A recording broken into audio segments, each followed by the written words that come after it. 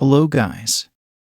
Today we are going to read comedy drama Taming of Shrew by William Shakespeare. To hear voice of literature like this, please stay with us by subscribing our channel. Hope you will enjoy it. Let's start. There lived in Padua a gentleman named Baptista, who had two fair daughters. The eldest, Catharine, was so very cross and ill-tempered and unmannerly that no one ever dreamed of marrying her, while her sister, Bianca, was so sweet and pretty and pleasant-spoken that more than one suitor asked her father for her hand. But Baptista said the elder daughter must marry first. So Bianca's suitors decided among themselves to try and get someone to marry Catharine. And then the father could at least be got to listen to their suit for Bianca. A gentleman from Verona, named Petruchio, was the one they thought of, and, half in jest, they asked him if he would marry Catharine, the disagreeable scold. Much to their surprise, he said yes. That was just the sort of wife for him. And if Catharine were handsome and rich, he himself would undertake soon to make her good-tempered. Petruchio began by asking Baptista's permission to pay court to his gentle daughter Catharine. And Baptista was obliged to own that she was anything but gentle, and just then her music master rushed in, complaining that the naughty girl had broken her lute over his head because he told her she was not playing correctly. "Never mind," said Petruchio. "I love her better than ever and long to have some chat with her." When Catharine came, he said, "Good morrow, Kate, for that, I hear, is your name." "You've only heard half," said Catharine, rudely. "Oh, no," said Petruchio, "they call you plain Kate, and bonny Kate, and sometimes Kate the Shrew. And so, hearing your mildness praised in every town, and your beauty too, I ask you for my wife." "Your wife," cried Kate. "Never." She said some extremely disagreeable things to him, and, I am sorry to say, ended by boxing his ears. "If you do that again, I'll cuff you," he said quietly, and still protested, with many compliments, that he would marry none but her. When Baptista came back, he asked at once, "How speed you with my daughter?" "How should I speed but well?" replied Petruchio. "How but well?" "How now, daughter Catharine?" the father went on. "I don't think," said Catharine, angrily, "you are acting a father's part in wishing me to marry this madcap ruffian." "Ah," said Petruchio, "you and all the world would talk amiss of her. You should see how kind she is to me when we are alone. In short, I will go off to Venice to buy fine things for our wedding, for, kiss me, Kate, we will be married on Sunday." With that, Catharine flounced out of the room by one door in a violent temper, and he, laughing, went out by the other. But whether she fell in love with Petruchio, or whether she was only glad to meet a man who was not afraid of her, or whether she was flattered that, in spite of her rough words and spiteful usage, he still desired her for his wife, she did indeed marry him on Sunday, as he had sworn she should. To vex and humble Catharine's naughty, proud spirit, he was late at the wedding, and when he came wearing such shabby clothes that she was ashamed to be seen with him. His servant was dressed in the same shabby way, and the horses they rode were the sport of everyone they passed. And, after the marriage, when should have been the wedding breakfast, Petruchio carried his wife away, not allowing her to eat or drink, saying that she was his now, and he could do as he liked with her. And his manner was so violent, and he behaved all through his wedding in so mad and dreadful a manner, that Catharine trembled and went with him. He mounted her on a stumbling, lean, old horse, And they journeyed by rough, muddy ways to Petruchio's house, he scolding and snarling all the way.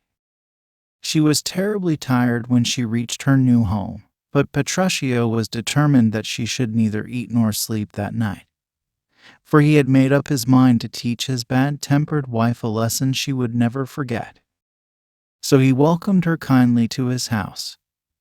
But when supper was served, he found fault with everything. The meat was burnt, he said, and ill-served, and he loved her far too much to let her eat anything but the best. At last Catherine, tired out with her journey, went supperless to bed. Then her husband, still telling her how he loved her, and how anxious he was that she should sleep well, pulled her bed to pieces, throwing the pillows and bedclothes on the floor, so that she could not go to bed at all, and still kept growling and scolding at the servants so that Kate might see how unbeautiful a thing ill temper was. The next day, too, Catherine's food was all found fault with, and caught away before she could touch a mouthful, and she was sick and giddy for want of sleep. Then she said to one of the servants, "I pray thee go and get me some repast, I care not what." "What say you to a neat's foot?" said the servant. Catherine said yes, eagerly, but the servant, who was in his master's secret, said he feared it was not good for hasty-tempered people. Would she like tripe? "Bring it me," said Catherine. "I don't think that is good for hasty-tempered people," said the servant. "What do you say to a dish of beef and mustard?" "I love it," said Kate. "But mustard is too hot." "Why, then, the beef. And let the mustard go," cried Catherine, who was getting hungrier and hungrier. "No," said the servant. "You must have the mustard, or you get no beef from me."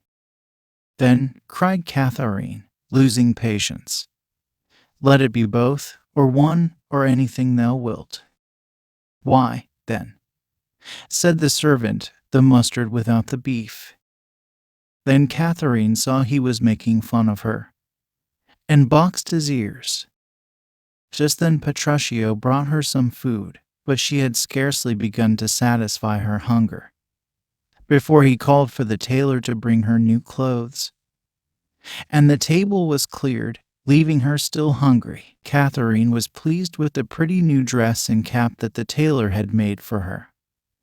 But Petruchio found fault with everything, flung the cap and gown on the floor, vowing his dear wife should not wear any such foolish things.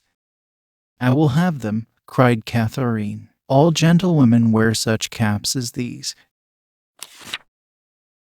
"When you are gentle you shall have one too," he answered. And not till then, when he had driven away the tailor with angry words, but privately asking his friend to see him paid, Petruchio said, "Come, Kate, let's go to your father's. Shabby as we are, for as the sun breaks through the darkest clouds, so honor peereth in the meanest habit. It is about 7 o'clock now. We shall easily get there by dinner time."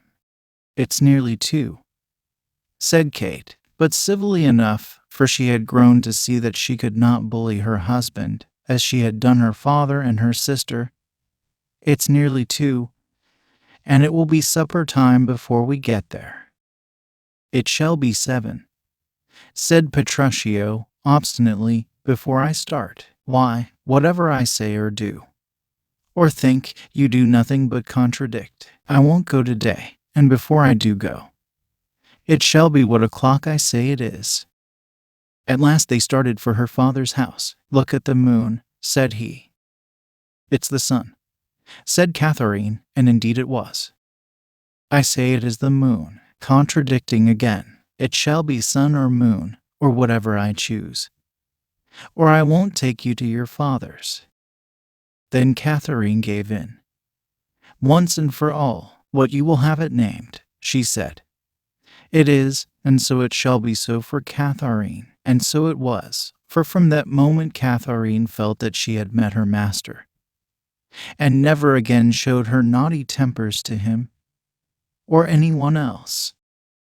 So they journeyed on to Baptista's house, And arriving there, they found all folks keeping Bianca's wedding feast and that of another newly married couple, Hortensio and his wife. They were made welcome and sat down to the feast, and all was merry, save that Hortensio's wife, seeing Catherine subdued to her husband, thought she could safely say many disagreeable things.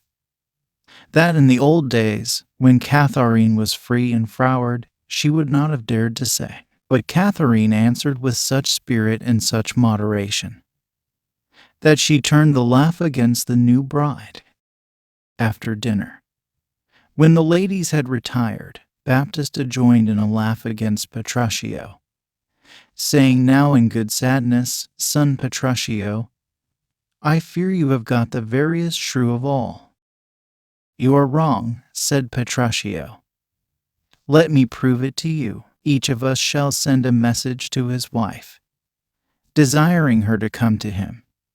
And the one whose wife comes most readily shall win a wager which we will agree on." The others said yes readily enough, for each thought his own wife the most dutiful, and each thought he was quite sure to win the wager. They proposed a wager of 20 crowns. 20 crowns, said Petruchio. "I'll venture so much on my hawk or hound, but 20 times as much upon my wife." 100 then, cried Lucentio. "Bianca's husband?" "Content," cried the others. Then Lucentio sent a message to the fair Bianca bidding her to come to him. And Baptista said he was certain his daughter would come. But the servant coming back said, "Sir, my mistress is busy, and she cannot come." "There's an answer for you," said Petruchio. "You may think yourself fortunate if your wife does not send you a worse." "I hope better," Petruchio answered. Then Hortensio said, "Go and entreat my wife to come to me at once." "Oh, if you entreat her," said Petruchio. "I am afraid," answered Hortensio sharply, "do what you can, yours will not be entreated." But now the servant came in and said, "She says you are playing some jest. She will not come." "Better and better," cried Petruchio. "Now go to your mistress and say I command her to come to me." They all began to laugh, saying they knew what her answer would be, and that she would not come. Then suddenly Baptista cried, "Here comes Catherine," and sure enough, there she was. "What do you wish, sir?" she asked her husband. "Where are your sister and Hortensio's wife?" "Talking by the parlor fire." "Fetch them here." When she was gone to fetch them, Lucentio said, "Here is a wonder."